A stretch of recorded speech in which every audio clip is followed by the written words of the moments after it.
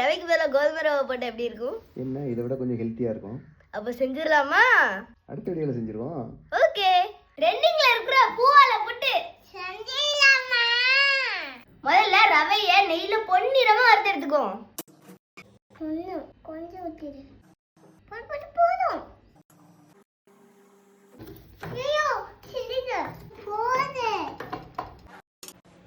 இப்போ இந்த ரவை கூட நல்லா பழுத்த வாழைப்பழம் சேர்த்துக்கலாம். நான் இந்த வாழைப்பழம் சேர்த்துருக்கேன். தேங்காய் போட்டுக்கலாம். இது கூட நாட்டு சர்க்கரை இல்லைன்னா வெள்ளத்தூள் சேர்த்துக்கலாம். இதை நல்லா பிணைஞ்சு எடுத்துக்கிடுவோம். அவ்வளோதான். இந்த வாழைகளை வச்சு ஆவில வேக வச்சு எடுக்க போறோம். அப்போ கை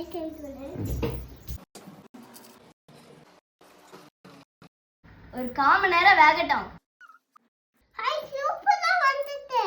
பூவால புட்டு சாப்பிட்டு பார்த்துக்கலாமா? டேஸ்ட் டிஃப்ரெண்டா சூப்பரா இருக்கு. இது சிம்பிளா செஞ்சிடலாம். நீங்களும் கண்டிப்பா செஞ்சு பாருங்க.